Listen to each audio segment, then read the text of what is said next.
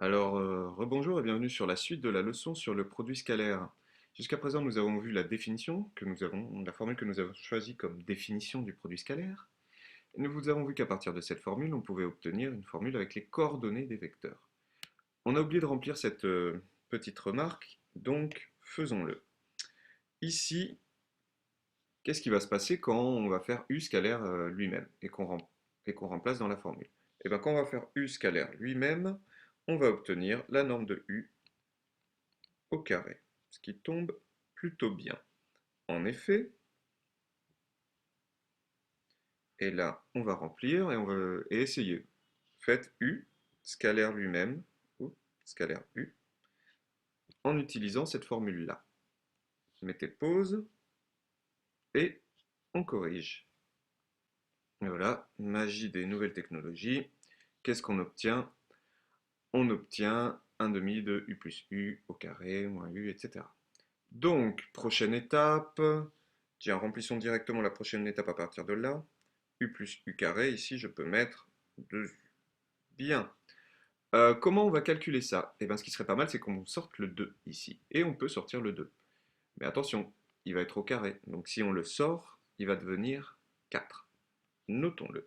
Petite pause et magie de la technologie. Et voici ce que l'on obtient. 4 normes de U carré, moins norme de U carré, moins norme de U carré. Donc ici, on a 2 normes de U carré dans la parenthèse. Et quand on divisera par 2, on aura bien est égal à norme de U au carré. Donc on a démontré cette petite remarque. De plus, si un des deux vecteurs est nul et donc que sa norme est nulle, alors le produit scalaire va être nul aussi. Maintenant, revenons à quelque chose que nous avons dit dans la première vidéo. Ce produit scalaire, donc d'après la formule de la définition, dépend de la norme du premier vecteur, du deuxième vecteur et de la somme des deux vecteurs. Cette même somme des deux vecteurs, qui est celui-ci là, va dépendre aussi de l'angle que vous mettez. Vous voyez ici, je garde des vecteurs de même longueur, pourtant la somme va changer, le vecteur somme va changer de norme selon l'angle qu'il y a entre les vecteurs. Donc ce serait bien qu'on ait une formule qui exprime ça, qui exprime le fait que le produit scalaire dépend non seulement de la norme des deux vecteurs, mais aussi de l'angle. Et il se trouve que nous en avons une, et qu'elle est là, très importante. Donc le produit scalaire de deux vecteurs va être égal à la norme du premier, fois la norme du second, fois le cosinus qu'il y a entre les deux vecteurs. Ici, il y a un petit spoiler sur la suite que je vais effacer. Et donc on va faire une figure où on va du coup pas utiliser U plus V, mais juste utiliser l'angle entre U et V. Alors, ce qui serait pratique ici, pour faire ça, c'est d'avoir un repère. Oui, je vous le vois un petit peu. Vous voyez, on peut avoir un vecteur UV ici, comme on veut. Pour que l'angle soit bien exprimé, ce serait bien que les deux aient la même origine, et ce serait bien qu'on ait un repère. Donc on va mettre le vecteur U là, et on va mettre le vecteur V comme ça. Donc faisons ça dans notre cours. Magie de la technologie.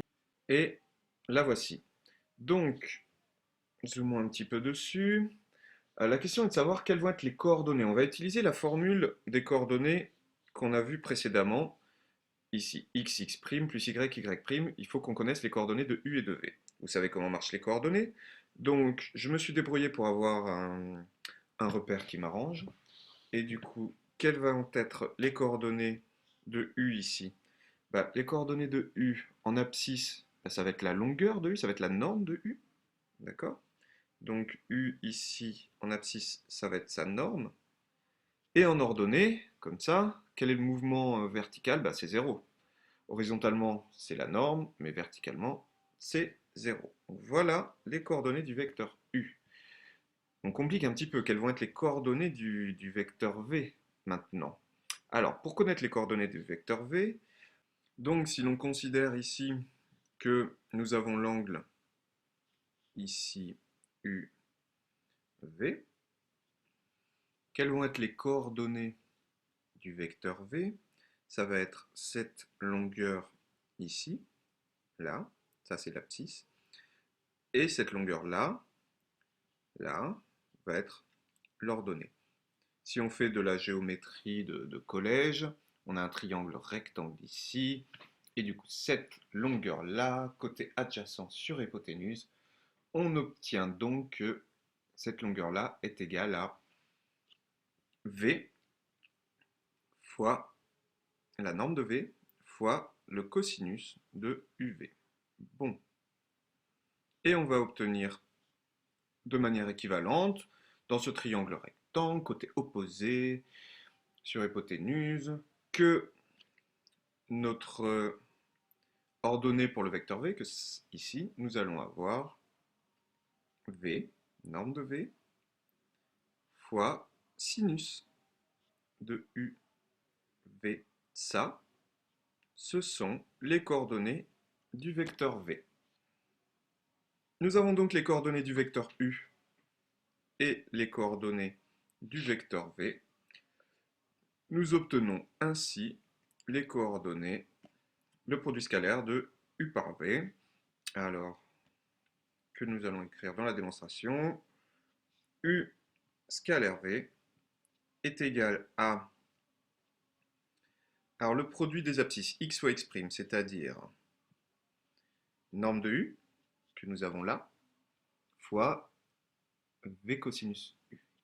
Norme de U fois V cosinus UV, alors je fais une petite erreur de notation, ici c'est un signe égal.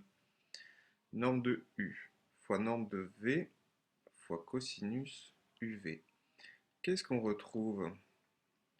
Eh bien oui, on retrouve déjà notre formule. On retrouve notre formule. Mais on n'a pas fini, parce que c'est x fois x' plus y fois y'. Mais pour le vecteur u, c'est 0 fois ceci là, v sinus uv. Donc, on va l'écrire quand même, plus 0 fois v, norme de v, sinus uv. Et ainsi, cette chose-là disparaît, nous avons juste que u scalaire v est égal à norme de u, norme de v, fois cosinus entre u et v. Voilà, merci pour votre attention. Dans une prochaine vidéo, nous verrons la projection. Bonne journée.